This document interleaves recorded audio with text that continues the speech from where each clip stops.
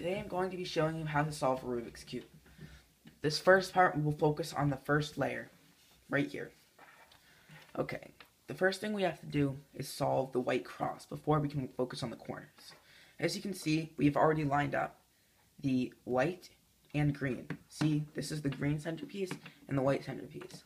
This piece works for both of those sides. Okay, let's look for another one. Right here, you can see we have the orange, right here, orange, and we also have the orange and white piece. You can probably see that. Okay, we want to get this piece, this white side, to be up here. So all we have to do is spin the front face. So now we have the orange piece lined up, and the green piece is still lined up. Okay, this is where it's going to start to get a little bit more tricky.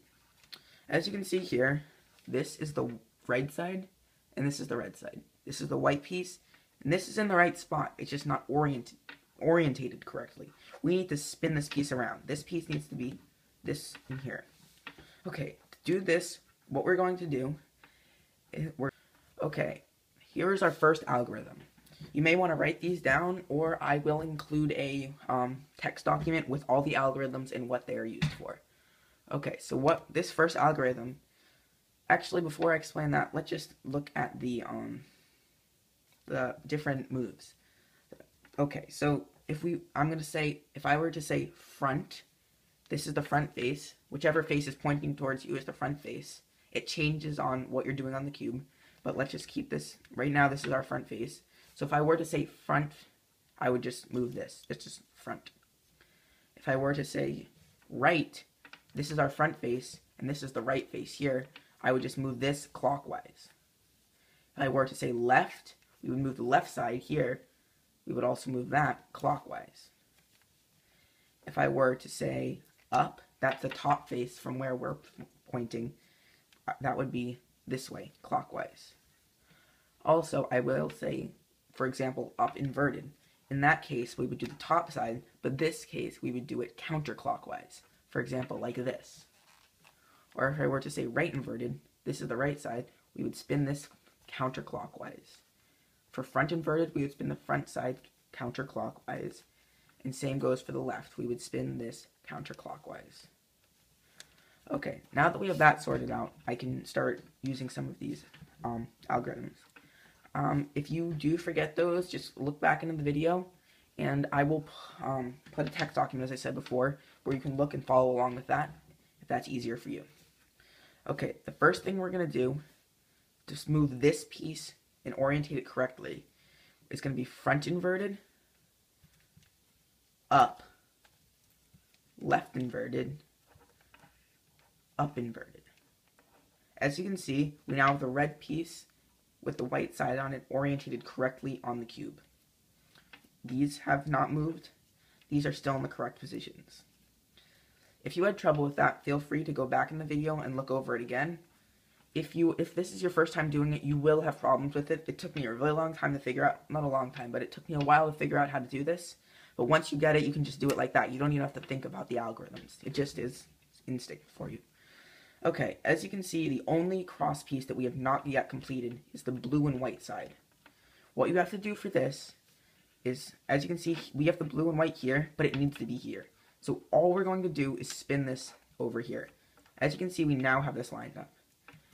What we're going to do for this is just spin this up to front face.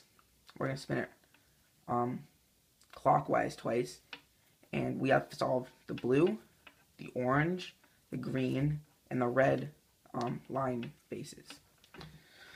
Now, what we're going to have to do is focus on the corner pieces. This can be easy if you know what you're doing, but if you don't know what you're doing, you're just guessing, it will be a little bit tougher, but you will eventually get it.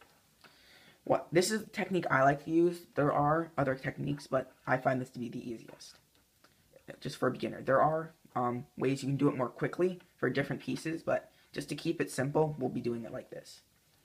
Okay, as you can see, we have the blue, white, and red corner piece. What we're going to do now, we're going to spin this, doesn't matter which way. As you can see, okay, now we have the blue side here, the red side here, and the white side here. This is blue, white, and red. So what we need to do, we need to move this but it needs to be pointing up here. So what we're going to do with this, I don't even like to think of this as an algorithm, but it's if you want to, you can. What you're going to do is you're going to do bottom side counterclockwise like this. You're going to move the piece down. You want it to hop onto the bus, hops on the bus, and moves out of the way. See, we have this piece now orientated correctly for this.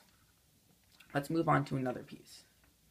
Over here, we can see we have the white, orange, and green. White, orange, green. We then move this out of the way so he doesn't get hit by the bus. Bus drives by, hops on the bus, and the bus goes away. As you can see, we have now completed the orange, white, and green corner piece. This is pretty simple if you think about it. Next, what we're going to do is look at the white, green, and red. Yes, we see this white, green, and red. So we're going to look for it. Okay, here we found the white, the green, and the red. What we're going to do, since it has to come on this side, we're going to move this out of the way. Train's going to come down, or bus, or whatever vehicle, or whatever you want to think. It's going to hop on, and then it's going to put back in its spot. And we have completed this. Okay, this is where it gets a little bit confusing. This is going to be a good example. You're looking around, you're like, I can't find it. Then you realize it's up here. You're like, what do I do when it's there? What I like to do, just to keep it simple, the same moves, you just do this side down and this over. And then put it back up. That would be, and then down, over, then you move it here. You realize this needs to be on this side.